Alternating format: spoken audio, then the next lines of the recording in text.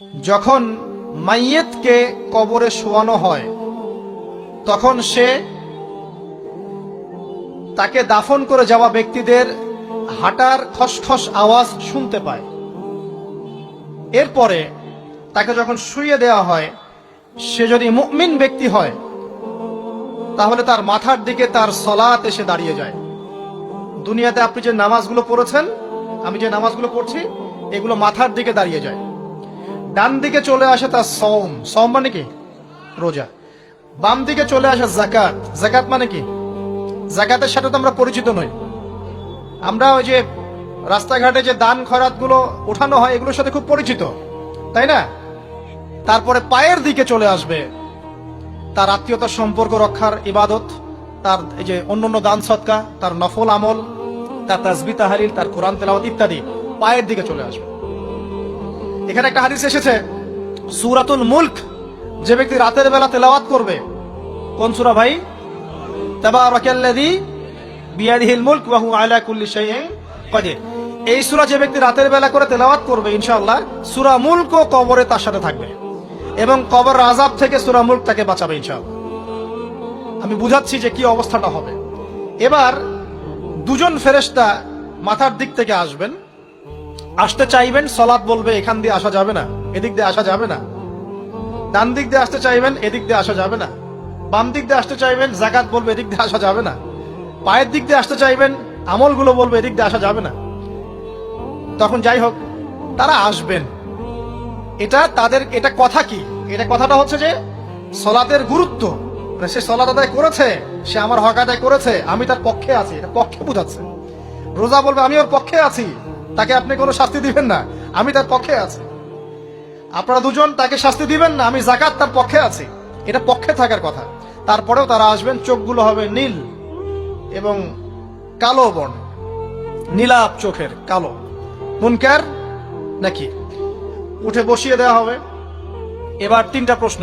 প্রথমে প্রশ্ন হচ্ছে কি, মান রব্বুক, তোমার রবকে? তখন মুমিন বান্দা বুক ফুলিয়ে বলবে রব্বি আল্লাহ, আমার রবকে। তারপরে প্রশ্ন হয়ে যাবে মা দিনুক, তোমার দিন কি ছিল? মুমিন বান্দা উত্তর দিবে কি, দিনই আল ইসলাম, আমার দিন ছিল ইসলাম। এখানে শুনে রাখেন, পৃথিবীতে যারা ইসলামকে পরিপূর্ণ রূপে পালন করবে তারাই এই উত্তর দিতে পারবে ইনশাআল্লাহ। যারা ইসলামকে ঠাট্টা বিদ্রুপের হাসি তামাশার পাত্র বানিয়েছে, মন চাইলে কিছু করি, মন চাইলে কিছু করি না, সহজগুলো একটু আমল করি, বাকি কিছুর আমল ধারি না, হ্যাঁ, নামাজ পড়ি, সুদ ছাড়তে পারি না, ঠিক আছে, বছর বছর ওমরা করি, এদিকে ঘুষ দুর্নীতি ছাড়তে পারি না, ইসলামকে ঠাট্টা তামাশার পাত্র বানিয়েছে, এরা কোশ্চিন কালে উত্তর দিতে পারবে না মা দিনুক, দিনে পরিপূর্ণরূপে ইসলামে প্রবেশ করতে বলেছেন আল্লাহ রাব্বুল আলামিন। যারা পরিপূর্ণরূপে ইসলামে প্রবেশ করবে এবং ইসলামের প্রতিটা মৌলিক বিধান মেনে চলবে, ইনশাআল্লাহ তারা এর উত্তর দিতে পারবে। এরপরে আসবে তৃতীয় প্রশ্ন, নবী সাল্লাল্লাহু আলাইহি ওয়াসাল্লামকে দেখানো হবে। যখন দেখানো হবে তখন সূর্য যখন ডুবে যায়, যে দৃশ্যটা আমরা দেখতে পারি না, ওই দৃশ্যটা ভেসে উঠবে এবং মুমিন বান্দা অস্থির হয়ে যাবে, বলবে আমাকে ছেড়ে দাও, আমি নামাজ পড়বো। সুবহানাল্লাহ। তার কারণ তার কাছে মনে হবে যে আসরের ওয়াক্ত হয়ে গেছে, আসরের ওয়াক্ত হয়ে গেছে, আসরের ওয়াক্ত চলে যাচ্ছে, আমাকে নামাজ পড়তে হবে। চিন্তা করেছেন? ওই যে একটা হাদিস আছে না, যে 7 শ্রেণীর মানুষকে আল্লাহ রাব্বুল আলামিন আরশের ছায়া ছায়া দিবেন, তার মধ্যে এক শ্রেণীর মানুষকে যার অন্তর মসজিদের সাথে ঝুলে থাকে, তার মন মসজিদের সাথে ঝুলে ছিল, এই সূর্য ডুবে গেল বলে আমাকে ছেড়ে দাও, আমি নামাজ পড়তে যাব। তখন ফেরেশতারা বলবেন তোমাকে নামাজ পড়তে দেয়া হবে, তবে তার আগে তুমি এর উত্তর দাও। কি উত্তর? এই ব্যক্তির দিকে তাকাও। তখন নবী সাল্লাল্লাহু আলাইহি ওয়াসাল্লামকে দেখানো হবে, সাল্লাল্লাহু আলাইহি ওয়াসাল্লাম দরুদ পড়বেন। বলা হবে যে এই ব্যক্তির সম্পর্কে তোমার কি ধারণা? মান হাযা রাজুলু বুইসা ফীকুম, এই ব্যক্তি কে, যাকে তোমাদের কাছে পাঠানো হয়েছিল? মুমিন ব্যক্তি নির্দ্বিধায় বলে দিবে যে তিনি হচ্ছেন আমার নবী মুহাম্মদুর রাসূলুল্লাহ সাল্লাল্লাহু আলাইহি ওয়াসাল্লাম। দেখুন, পৃথিবীতে যে বা যারাই নবী সাল্লাল্লাহু আলাইহি ওয়াসাল্লামের সুন্নতের উপর আমল করবে, ইনশাআল্লাহ সে তার উত্তর দিতে পারবে। দুনিয়াতে যারা নবীর সুন্নতের 5 পয়সা পরোয়া করছে না, তার আদর্শের 5 পয়সা দাম দিচ্ছে না, তারা কোশ্চিন কালে উত্তর দিতে পারবে না। নাম হতে পারে আব্দুর রহমান, আব্দুর রহিম, নবীর সুন্নতের ধার ধারে না, তারা উত্তর দিতে পারবে না। নবীর সুন্নতের গুরুত্ব কত গভীর, এটা আমাদেরকে এখান থেকে বুঝতে হবে। তাই প্রিয় যুবক ভাইরা, মুসলিম ভাইরা, আমাদের জীবনটাকে নবীর আদর্শ এবং সুন্নতে ঢেলে সাজাতে হবে। সকাল থেকে সন্ধ্যা পর্যন্ত প্রতিটা কাজ করবো কার তরিকায়?